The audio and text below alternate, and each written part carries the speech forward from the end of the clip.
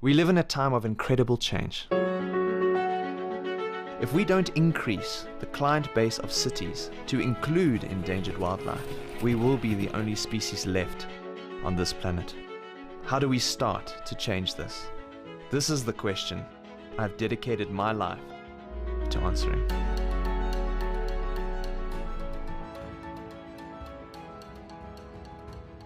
This project is definitely a first for Pam Golding properties, specifically in Gauteng. And that's the exciting thing for me. Pam Golding properties getting involved in the first triple net zero developments in Africa. The opportunity to teach the community, future buyers in the current market, of how to live sustainably, how to purchase into sustainable developments. And passing on the responsibility to your children and your children's children on how these changes, buying changes, can shape the future of South Africa. The reason why I'm so excited about this partnership with Pam Golding is that you guys are the best at what you do, and that's our vision for our company, is to be the best at sustainable architecture in South Africa. So I think, I'm very excited for the partnership. I think what this project tries to do is set a benchmark for residential. There's really quite a gap in the market for high-end residential and sustainability that can then inspire even middle class and lower income groups to what can be done in our country. This is a big step for South Africa. It's a big step for Gauteng. It's a big step for the community. It's a big step for the buyer, whom we most, as Pam Golding, we most excited about. Attracting the buyer who's interested in becoming part of a movement. So, buying a home, that's a living. Buying a movement, that's huge. It's being the first. As a national real estate company, and the size that we are, that's why we are super excited, to venture along this path with you. So back to the word Vlehuis. Tell us about it. How did it come about? What triggered it? 3 landscapes. You've got coffee, grassland, and wetland. That were the original landscapes of Johannesburg. Okay. And what we decided to do is start with bringing the landscape first, build the ecological system first on the site, and then insert the architecture afterwards. So usually that's done in the opposite way when it comes to developments. They build a building, and all the leftover space, they plant some plants. And so on our size of land, which is relatively small, we chose a wetland as the ecological system. So in terms of that, we took a research trip to the Okavango, which is arguably one of the most pristine wetlands in the world, and really studied the way in which the landscape works. How do local people use the landscape for things like food, building material, just enjoying the beauty of what the Okavango is, which is incredible. And then coming back and really applying that to the South African and Johannesburg context. And so the concept we try and use is the architecture is nested within the landscape. And what that starts to change in terms of mindsets is your wetland becomes your drinking water. So you can't waste in your drinking water. You can't pollute, because this is your drinking water. So you can't remove the landscape from the building. It's completely tied together.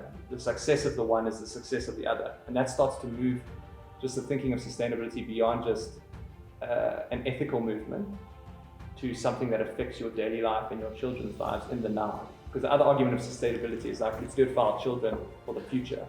In the African condition, that's too long term. Like, people need their needs solved today. That's what they're focusing on.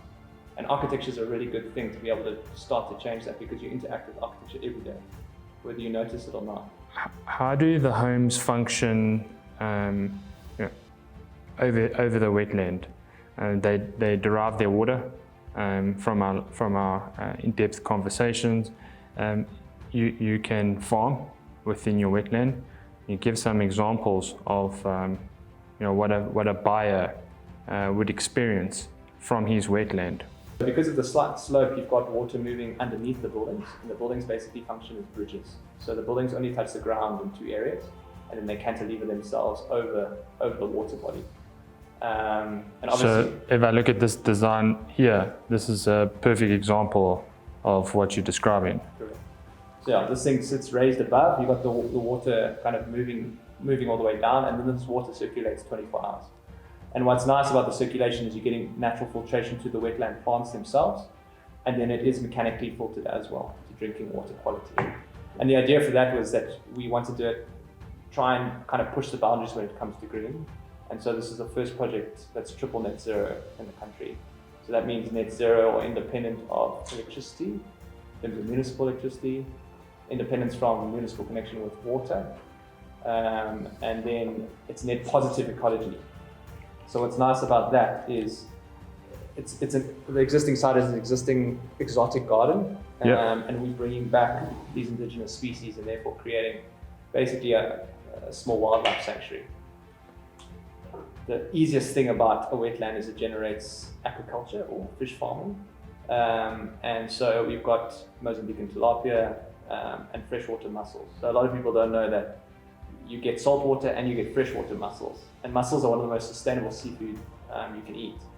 And so we've got both those aspects in terms of protein with the wetland, and then on your roof, we've got an urban farm on the roof in which you can grow things like vegetables and more exotic-based food.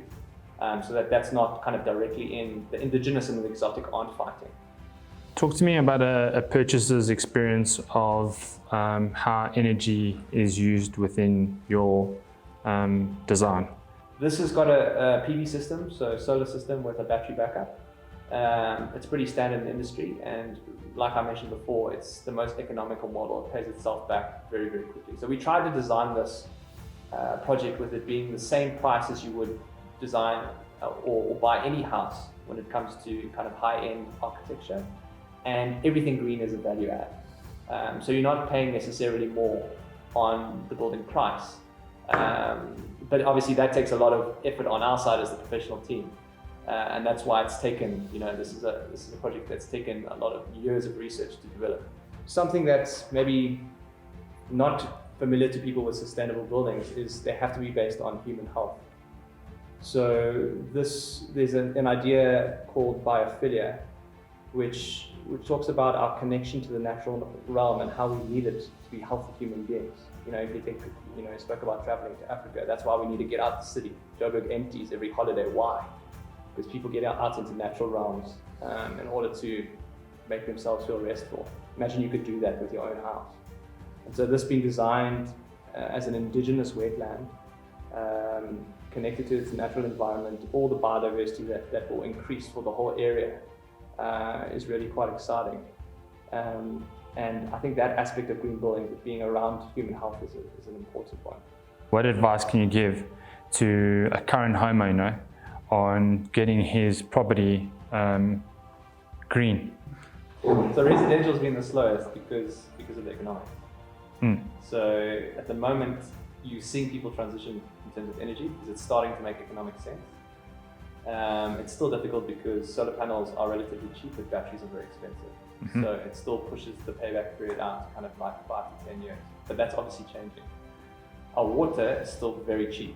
So it doesn't actually pay people to put in water harvesting systems because the payback is not there. The ecological side, so that's kind of like bringing in indigenous landscapes and vegetation. People like the exotic gardens that remind them of Europe. Yep. So that's almost a mental change. You're talking about a philosophy. You're speaking about reducing a carbon footprint. I mean, is that the first step that a homeowner should start thinking about?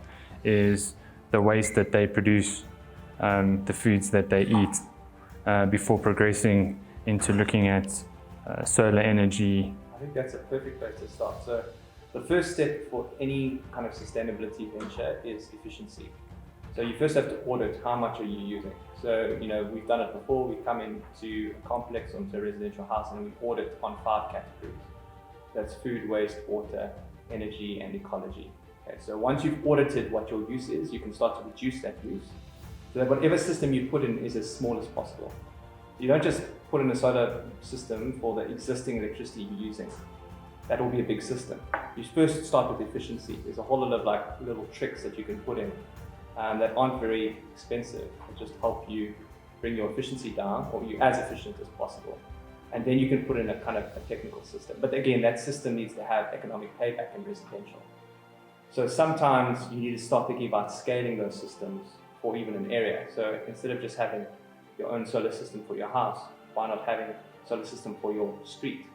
What might that look like? That might be quicker to pay off than just one system per house. So it becomes about the economics.